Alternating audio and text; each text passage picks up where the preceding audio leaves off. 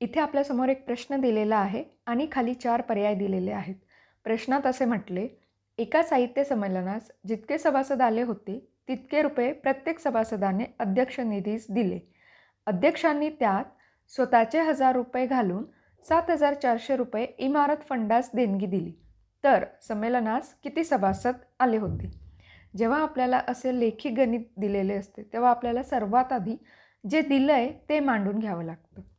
मग आता इथे काय म्हटलंय, एका साहित्य संमेलनास जितके सभासद आले होते. आता इथे आपण समजूयात की एक सभासद आले होते. तर पुढे काय म्हटले, तितके रुपये प्रत्येक सभासदाने अध्यक्ष निधीस दिले. म्हणजे जितके सभासद आले होते तितकेच रुपये. तर इथे आपल्याला रुपये काय करावे लागणार आहे, एक्स गुणिले एक्स म्हणजेच एक्सचा वर्ग. अध्यक्ष निधीस एक्स वर्ग रुपये दिले गेले.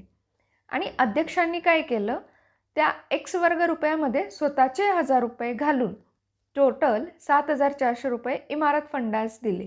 म्हणजे इथे आपल्याला समीकरण मिळणार आहे एक्स वर्ग अधिक 1000 बरोबर ₹7,400. आता इथे आपल्याला फक्त हे समीकरण सोडवून घ्यावं लागणार आहे. एकदा का आपण समीकरण सोडवलं आणि एक्सची किंमत काढली तर आपल्याला आपल्या प्रश्नाचं उत्तर मिळून जाणार आहे.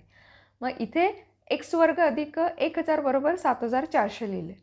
तर इथे जो अधिक 1000 आहे तो पलीकडे जाताना वजा 1000 होईल. म्हणजे आपली पुढची पायरी येईल एक्स वर्ग बरोबर 7,400 वजा 1000 आणि त्याच्या पुढे आपल्याला उत्तर मिळेल एक्स वर्ग बरोबर 6,400. इथे आपल्याला एक्सची किंमत काढायची म्हणजे आपल्याला शोधावं लागणार आहे 6,400 हा कोणाचा वर्ग आहे. तर तुम्ही 80चा जर वर्ग केला तो 6,400 मिळतो.